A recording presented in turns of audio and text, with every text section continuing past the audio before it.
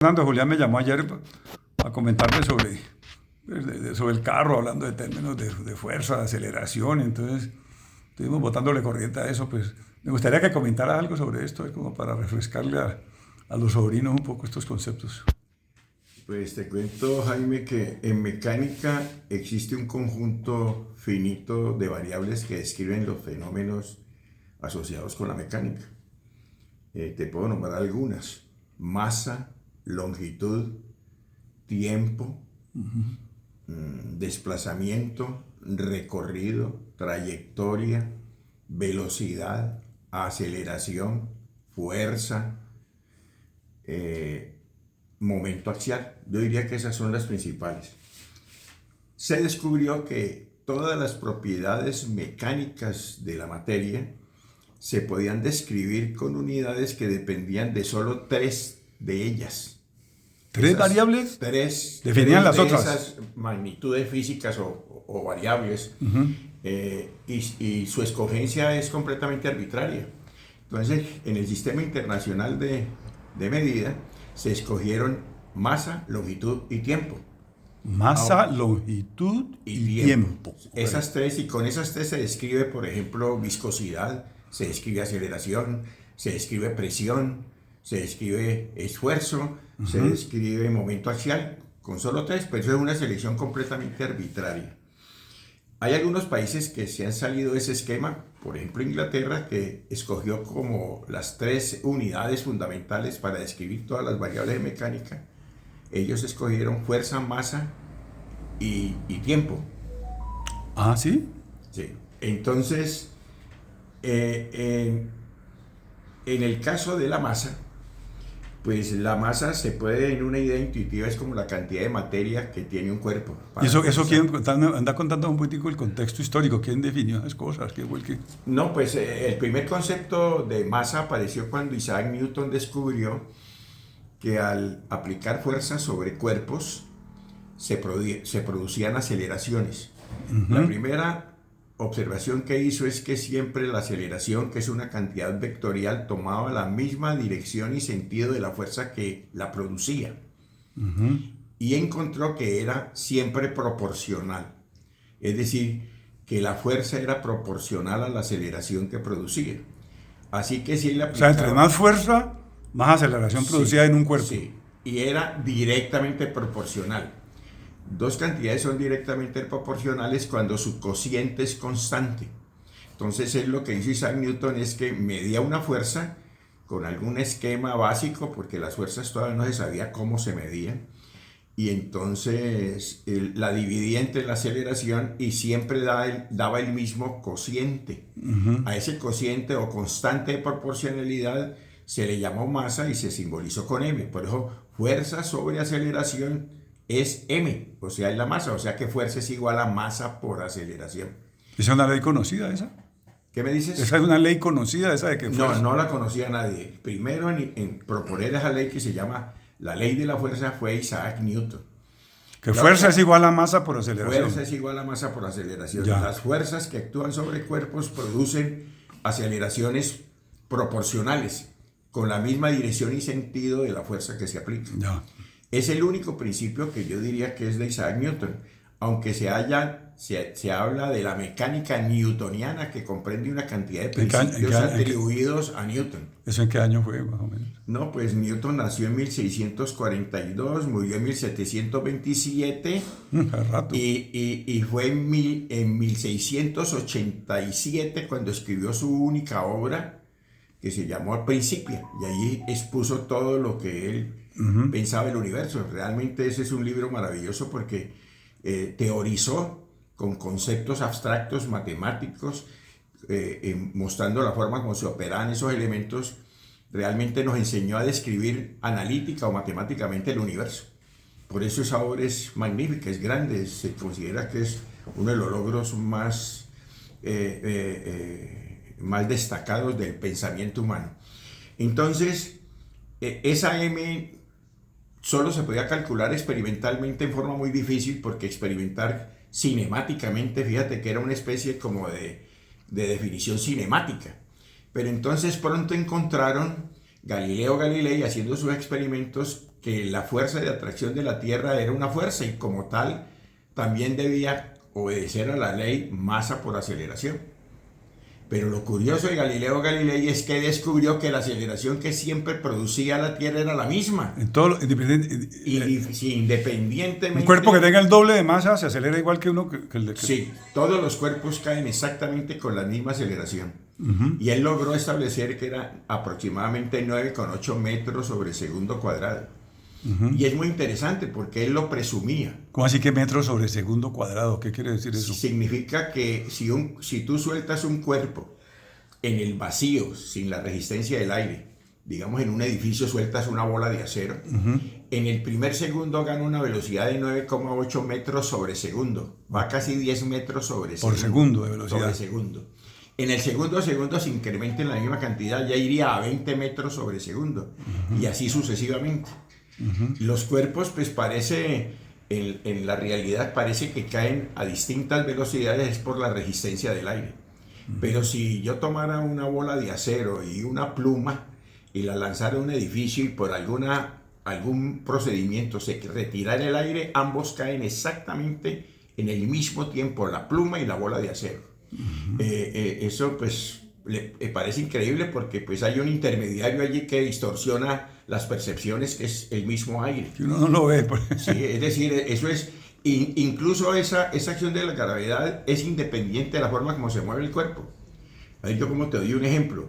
Si un soldado toma un fusil y dispara el arma, la bala sale disparada alrededor de 1000 metros cada segundo. En nada está a 5 o 6 kilómetros de donde la lanzó. Pero el soldado puede asegurar que cuando ve que el casquillo bota del fusil y toca la tierra, la bala está tocando la tierra 5 kilómetros allá. Porque la gravedad actúa sobre los cuerpos independientemente de la forma como se muevan. O por ejemplo, están cayendo con la misma aceleración, el casquillo y la bala. Se mueva. Incluso un cazador podría, digamos, por dar un ejemplo, ver un mico en un árbol y tomar un fusil con un rayo láser que le apunta en medio de las cejas y que el cazador dispara. Como la velocidad de la luz es mucho más rápida que cualquier otro fenómeno físico, el mico alcanza a ver el fogonazo y la bala no ha llegado todavía porque ella se demora un poco más y el sonido pues menos, no ha llegado todavía. Entonces el mico apenas ve el fogonazo se suelta, tratando de que el disparo no le pegue entre las cejas. Pero por más que el mico se suelte, en el momento en que sale la misma bala también cabe igualmente bajo la acción de la gravedad y esté donde esté, el balazo le pega en medio de las cejas. No lo evita. Porque ambos caen verticalmente. Ambos caen, igualmente no importa cómo se muevan. Verticalmente, pues. Verticalmente. Es decir, el mico, diría yo, pues para poner ahí algo de jocosa la situación, si el mico se queda quieto, de pronto lo peor que le puede ocurrir es que se queda sin descendencia, porque la bala sí desciende. ¿Sí? Entonces,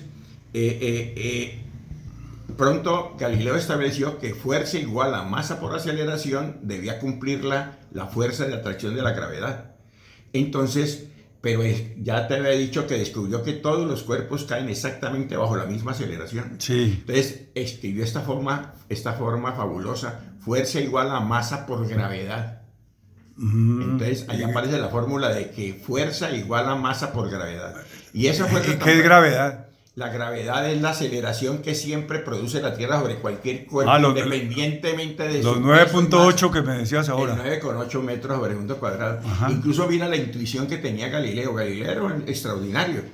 Él decía, porque todo el mundo creía esto: si el cuerpo es más pesado cae más rápido, si es más liviano cae más lento. Entonces Galileo dijo, bueno, si yo tomo un cuerpo pesado y le coloco uno menos pesado y los meto en una chuspa, entonces debe caer más rápido que el cuerpo pesado porque tiene adicional de peso el cuerpo pequeño.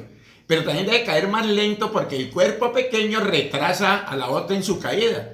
La única forma de explicar eso es que caigan exactamente en el mismo tiempo. Ajá. Entonces ese era el pensamiento de Galileo Galilei. O sea, el primer concepto que nos estás compartiendo es el concepto de la fuerza de atracción de la Tierra. Se le dio un nombre muy especial, se le llama peso. Ah, la atracción de la gravedad se llama peso. Por eso. ¿Hay una diferencia entre masa y peso? Sí.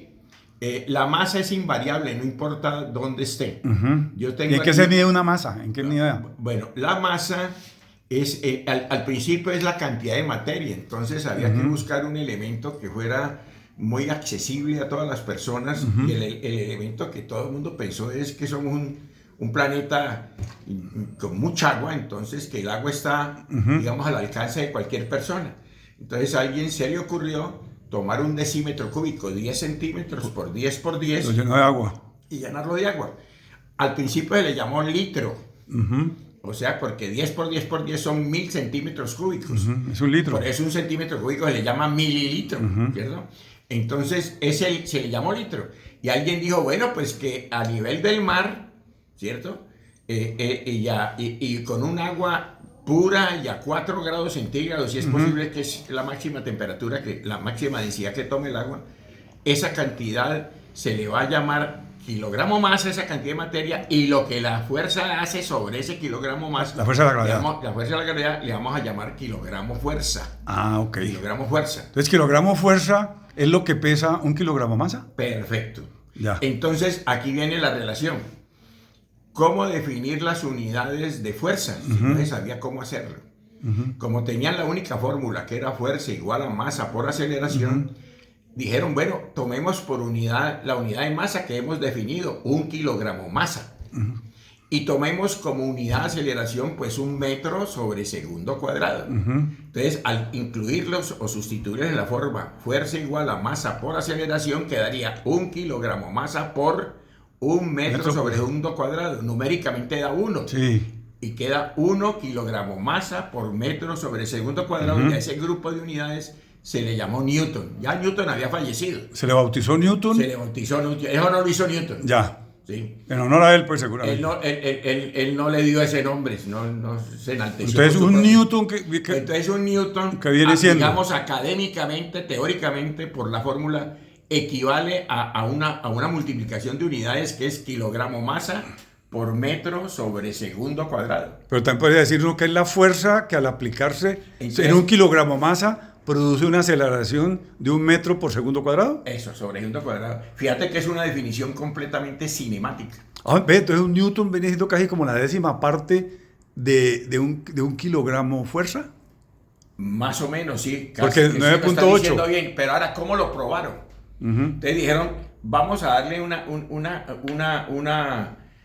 vamos a juzgar esa unidad ya no desde un punto de vista cinemático, sino gravitacional. Entonces, como sabemos que 1 kilogramo masa pesa 1 kilogramo fuerza, podemos escribir 1 kilogramo fuerza es igual a m, 1 kilogramo masa por gravedad, 9,8 metros sobre segundo cuadrado. Entonces quedó que 1 kilogramo fuerza es igual a 9,8 kilogramo masa por metro sobre segundo cuadrado. O sea que 1 kilogramo fuerza quedó 9,8 newtons. Entonces está muy bien. Entonces si uno pesa 100 kilos, es como si pesara casi 1000 newtons.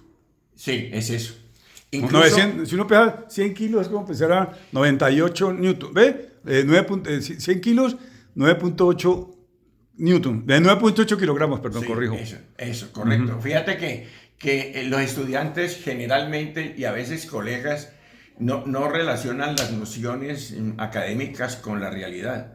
Entonces, es muy probable que profesores consumados de física yo les diga, levante un maletín y les diga yo, esto pesa más que 1 newton, y no saben decirme porque no tienen ni idea, y me parece a mí eso completamente aterrador. Sí. Hayan definido unas unidades para medir la fuerza y el tipo no sepa exactamente qué pesa algo cuando yo le diga que pesa 10, 15 newton, no tenga la percepción de si lo levanta o no lo levanta. Sí, yo comparto esa idea de que a veces sí, los estudiantes tienden a aprender las cosas como de memoria. Sí. Y cuando uno las logra entender en lenguaje sencillo es porque realmente, o las puede explicar en forma sencilla, es porque ya entiende el concepto bien. Y otra cosa es que dentro de las capacidades de la ingeniería está que uno debe concretar lo abstracto y también tener la facilidad de abstraer lo concreto, porque gran parte de las teorías se obtienen es exactamente escudriñando en forma analítica las variables y sus interrelaciones en un fenómeno físico.